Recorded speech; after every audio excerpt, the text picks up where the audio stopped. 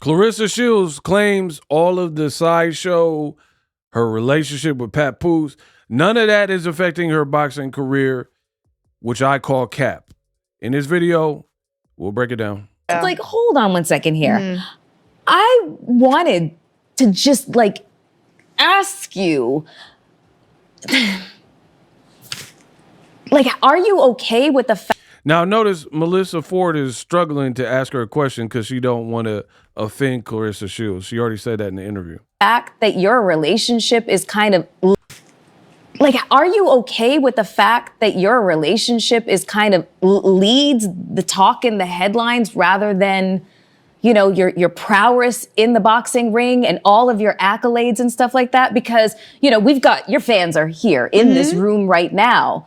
But if you grab just like an average person, they may know, or they may just be like, oh, the one that's dating Papoose in the blogs. You know what I'm saying? Like, it's not fair. It's not fair. It's not the same thing with men. You know what I mean? See, I don't like interviews that try to like sugarcoat. Just ask the question. You trying to approach it in the perfect way and not step on any toes. I'm not saying you gotta be rude. Obviously, there's interview etiquette, but just get like today, Junior, spit the question out. You're trying to like frame it in the way that doesn't offend her. You said in this interview that you had to switch up the questions so Clarissa didn't beat you up. Just weird. That's just weird. You shouldn't be afraid to do an interview. And in my opinion, that's probably why when you look at it, Clarissa, she keeps talking about how big she is a star and this and that, and I'm the A side and 2-time gold medal. You put this interview out 3 days ago, and it got, on an hour-long interview, it got 20K views in 3 days. You had 72 hours, and you got 20K views for a GWOAT exclusive that ran nearly an hour. To me, that ain't really no crazy number, and I think it's because Clarissa continues to kind of hurt her brand with her stuff, but we'll get into that. And women. Well, I will say this. My boxing career, I've been great at what I've been doing since the age, like I said, 11. But winning the Olympia at 17, doing it again at 21, and then now all the stuff that I've accomplished now. One thing I like to point out is that boxing is not negative. When people overlook that, it's like when it's drama, everybody run to it. And then when it's drama and just said boxing is not negative and then just followed up by saying, when there's drama, people want to run to it. What is she talking about? Then it revolves a relationship and it revolves celebrities. They really run with it. So I don't think that me and Papoose relationship overshadows my career. I just fought in front of 18,000 February 22nd. Yeah, but you're doing that at home. Do that in LA.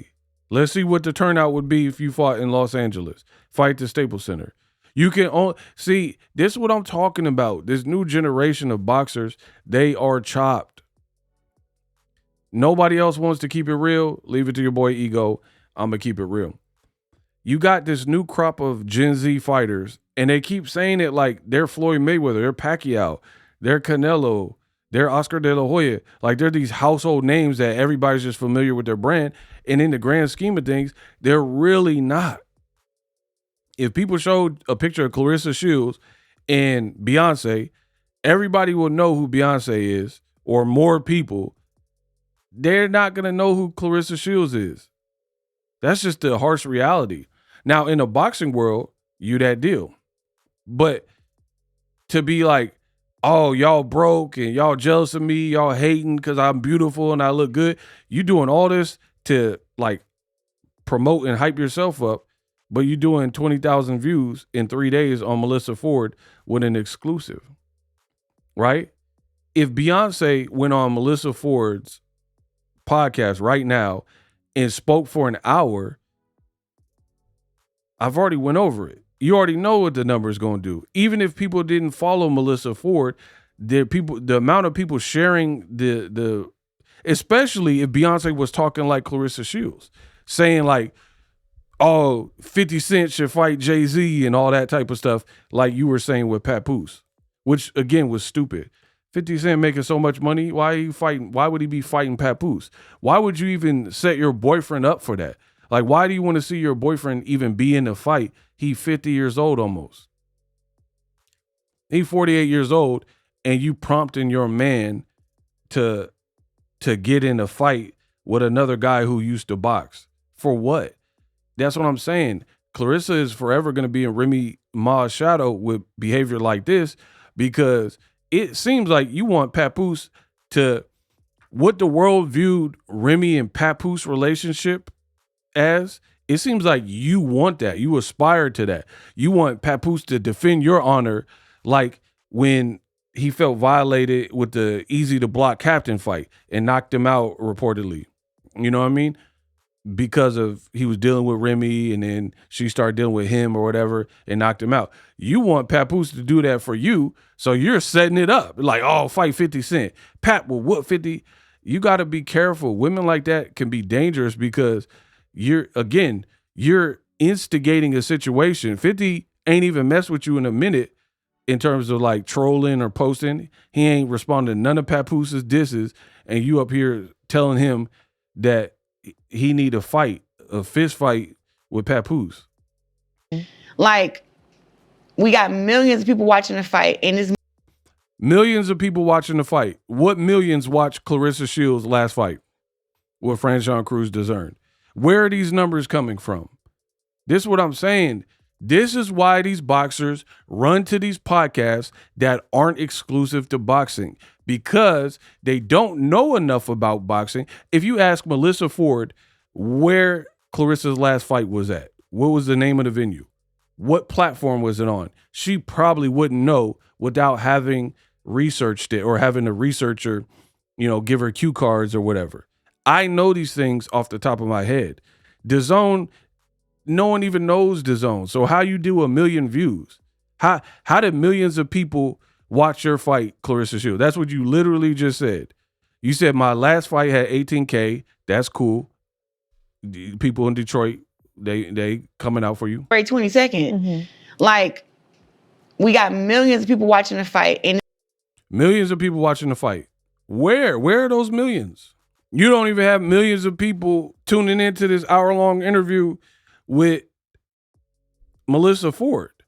And then, if you're talking about DAZN or fight highlights or something like that, for real, just from a YouTuber, I think DAZN, they be capping. They have bots or something on their YouTube. I really believe that, because it don't even make, I'm not even going to get into it. That's what I believe.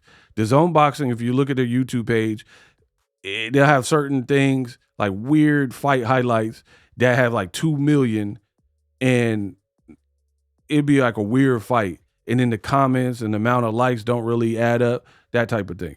So you can't be talking about fight highlights, because you're like 1 million people. You can't say millions of people watch my fight if you're talking about a 1 minute condensed fight highlight on DAZN or 15-second, 45-second clips on Instagram.